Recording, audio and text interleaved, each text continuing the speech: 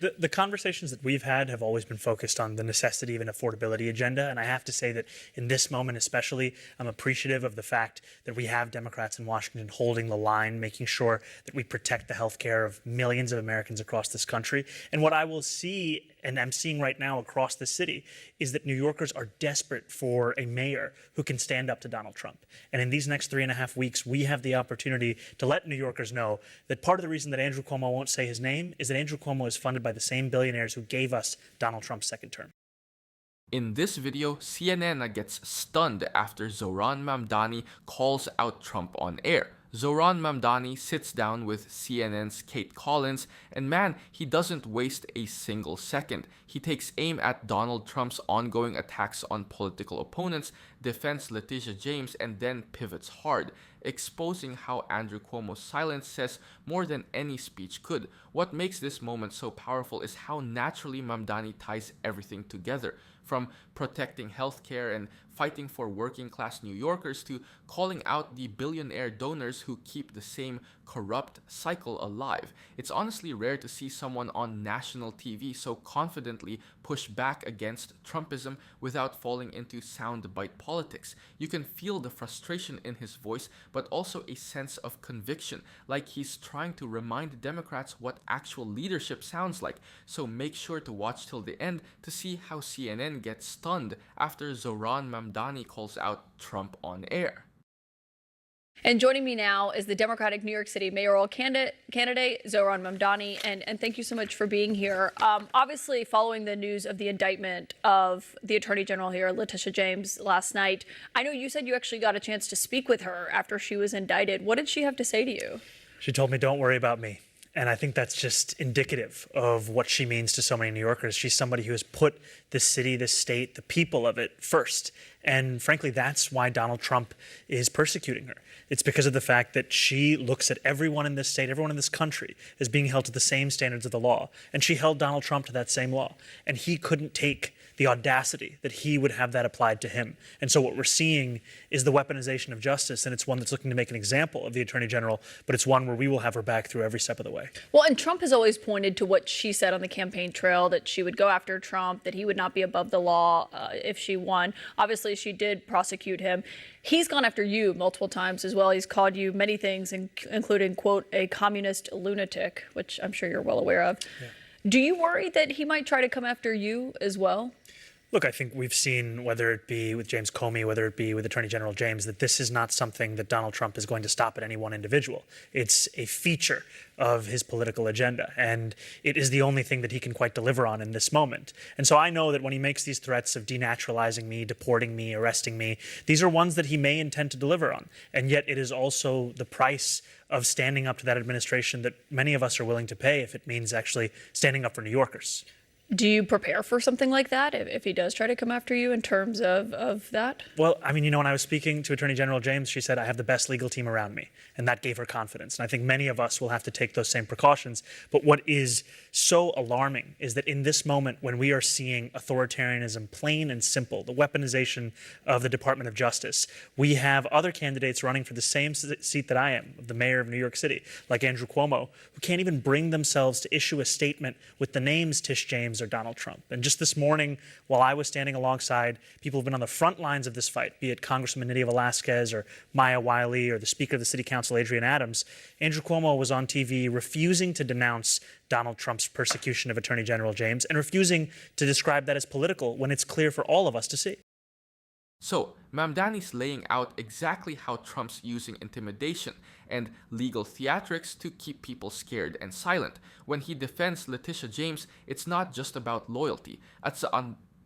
It's about the idea that no one should be punished for doing their job and holding the powerful accountable. And honestly, Kate Collins asking whether he's worried Trump might come after him, that question shows how normalized this kind of political targeting has become. Mamdani doesn't even flinch. Instead, he calls it what it is, authoritarianism. And that word carries weight coming from a guy who actually faces real risk by speaking out. He's literally saying, yeah, he might try to deport me or arrest me, but I'm still going to stand up for New Yorkers. That's conviction. Then he pivots, which is genius. He doesn't just stay on Trump. he goes after Andrew Cuomo for staying quiet while all of this unfolds. That's the part where you see why people are starting to rally behind him. He draws a line between courage and cowardice, between those willing to confront injustice and those who hide behind silence because it's politically convenient. And he put out a statement last night, obviously on her indictment. Cuomo did not mention Letitia James by name in that statement. What did that say to you? I think it just shows how unwilling he is to actually name what it is that we are seeing or who it's even impacting. And the only thing that I can give him the benefit of the doubt for is that he's at least showing New Yorkers a glimpse of what his capitulation will look like if he were to be the mayor of the city. It would be one that would continue the era we've seen from Mayor Adams, where there are oftentimes press conferences where he will refuse to even say the president's name or acknowledge the crisis that president is bringing to the city. Yeah, he argues that because he battled Trump before, that he could do so again. Obviously, Mayor Adams is now out of this race. We've seen your polling remain pretty steady. You're about 13 points ahead of him, but he is 10 points higher than where he was previously, according to the latest Quinnipiac poll. One question about that is something that's been brought up on Capitol Hill multiple times this week, is why the Democratic leaders there have not endorsed you. Have they told you why they haven't endorsed you yet? The conversations that we've had have always been focused on the necessity of an affordability agenda. And I have to say that in this moment especially, I'm appreciative of the fact that we have Democrats in Washington holding the line, making sure that we protect the health care of millions of Americans across this country. And what I will see, and I'm seeing right now across the city, is that New Yorkers are desperate for a mayor who can stand up to Donald Trump. And in these next 3.5 weeks, we have the opportunity to let New Yorkers know that part of the reason that Andrew Cuomo won't say his name is that Andrew Cuomo is funded by the same billionaires who gave us Donald Trump's second term. Trump has argued that Democrats don't really have real leadership in this moment, that they're kind of lost at sea, essentially. Is that how you see it, or do you think that Chuck Schumer and Hakeem Jeffries are doing a good job in Washington? You know, I think holding the line right now for health care for millions of Americans, that is exactly what we need. But I understand what Donald Trump is saying is if he's referring to Andrew Cuomo, because Andrew Cuomo is what used to pass for a leader in the Democratic Party, and now he refers to Democrats in the third person. He refers to them as something he doesn't belong to, and that's indicative of the fact that he's only out there for himself. That's the only constant in his own politics is his ambition. If you were mayor today and Trump pulled the infrastructure funding as he did for major projects here in New York, something that Republicans have been trying to convince them to reverse, what would you do specifically to try to stop it? I think there are a number of things. The first is you utilize every legal tool at your disposal. You sue Donald Trump because too often what we find is we're treating his pronouncements as if they are legal just by virtue of them coming from his mouth. And we've seen in California, when you have Governor Newsom and Mayor Bass and the Attorney General of the state coming together to file a lawsuit, a federal judge found in their favor the deployment of the National Guard was illegal.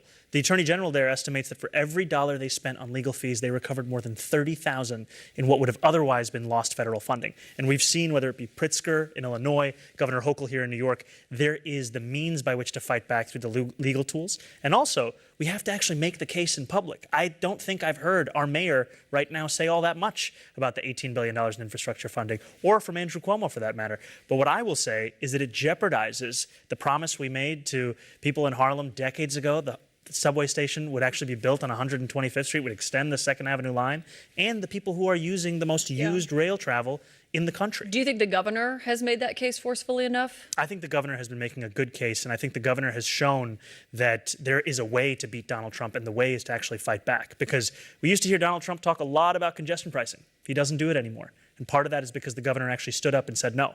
What we would see if former Governor Cuomo was the mayor is he would accept the terms of the agreement right when Donald Trump made them. And this is where Mamdani really starts to separate himself from the usual establishment playbook. He doesn't just go after Trump again, he broadens the lens and puts Cuomo directly in the spotlight. The way he calls out Cuomo's refusal to even say Letitia James's name or confront Trump by name, that's sharp. It's not just a dig, it's a commentary on political cowardice. Mamdani's saying, basically, if you can't call out injustice when it's right in front of you, you have no business running a city like New York. Then Kate Collins tries to press him on leadership within the Democratic Party.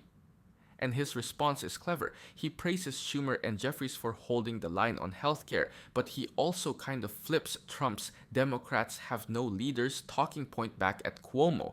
Like, yeah, Trump's wrong about the party, but if he's talking about Cuomo, then fair point. That's a brutal yet totally measured hit. He paints Cuomo as a relic of the old guard, someone who's drifted so far into self-interest that he doesn't even sound like a Democrat anymore. What's also smart is how Mamdani keeps pulling things back to tangible policy, affordability, infrastructure, public funding. He's grounding his critique of Trump and Cuomo in the real consequences for New Yorkers. When he brings up suing Trump for withholding infrastructure money, it's not some abstract argument. He's giving a concrete plan. Use the courts, use precedent, and fight back like Newsom did. It's confident, well-reasoned, and shows he's not just there to perform outrage. President Trump is going to the Middle East this weekend. Obviously, there is now a ceasefire in place. The IDF troops are pulling back. People are returning to Gaza. Do you believe the president deserves credit for brokering this ceasefire? You know, I'll say that the news of a ceasefire leaves me with hope, the images of children celebrating, and I pray that it is lasting. I pray that it delivers peace. And I think that the question of praise should come in the enforcement of this ceasefire, because what this agreement can never do is erase what the last few years of tragedy have been for so many, whether it be Hamas's horrific war crime of October 7th or the Israeli government's genocide of Palestinians since. And what we are talking about is no agreement can bring back the rubble or make it whole. It can bring back entire bloodlines that have been erased. It can bring back hostages that died in captivity. And so we continue to both mourn and remember what has occurred and hope that the future will look far different than it. So at what point would you decide that he does deserve credit for it? If the genocide ends, then I think that's something worthy to be praised. And if the hostages are returned, those things together have to be done in tandem. So you think maybe in a week after you see if the hostages are returned, the fighting is continued to have ceased, that then maybe at that point you would give him credit for this? I think if it sustains, yes. And the fact of the matter is that the hostage families themselves said everyone for everyone. They reminded us of the universality of what a resolution could look like. And we have to ensure that there's a universality in the delivery and the enforcement of a ceasefire so that we can actually build a peaceful future as opposed to one that elides over the injustice that's become a constant. I ask because I spoke to a Palestinian American last night. We've had him on the show multiple times. He has a lot of family living in Gaza, has a lot of family that was killed in Gaza over the last 2 years. He said that this ceasefire gave him hope in a way that he hasn't felt in 2 years. And you had called many times ceasefire now, repeatedly since October 7th. And there is a ceasefire in place now. Yes, and what I'm saying is that I want it to last. And I think that the praise comes when it is delivered. And there's a lot of news about it. The images are incredible of seeing these children celebrating. And I want to make sure that it is something lasting. But I do think this is what people have been hoping for. It's just that there have been so many false starts along the way. And we have to deliver this. And I'll tell you, as someone who's looking to be the mayor of this city, to represent this city, my responsibility is to this city. And recently I was speaking with a Palestinian New Yorker who told me how he'd spent decades saving up to build a house in Gaza and how it was destroyed by the Israeli military in just one drop of a bomb, and how his son and his daughter-in-law live in Gaza today with their grandchildren, and how his son called him the other week and said, he gave the phone to his grandkid, and the grandkid said, "I'm hungry." And this man told me I couldn't do anything for him. I couldn't send him anything. And so the news at the prospect of that child being able to eat, that family being able to live a life of safety, that is news that fills me with hope. I just want to make sure that it's real. Zohran Mamdani, thank you for joining us tonight. Thank you so much for having me. And Mamdani wraps this up with that same calm but firm tone, refusing to turn tragedy into a headline. He talks about the ceasefire with cautious hope, not celebration. And that story about the Palestinian New Yorker just cuts through all the political noise. It's empathy over performance, and it hits harder than any soundbite ever could. When Kate Collins tries to steer the moment toward giving Trump credit, Mamdani doesn't budge. He stays locked in on accountability and compassion, never letting the focus drift from the people who've actually suffered. That's what makes this closing moment land so strong. It's grounded, emotional, and completely unscripted. And you can tell CNN's trying to balance it all. But that's where the bias creeps in. Speaking of biases, Are you getting tired of biased news sources? One outlet says one thing and the other says the complete opposite. How are you supposed to know what's actually true? That's where ground news comes in. It lets you compare how different media outlets, whether it's left, right, or center, are covering the same story, so you can see the full picture instead of just the echo chamber. And here's the best part. Click the link in the description and get a 40% off the Vantage tier, which gives you even deeper insights in media bias and political trends. So stay informed, think for yourself, and check out ground news in the description down below.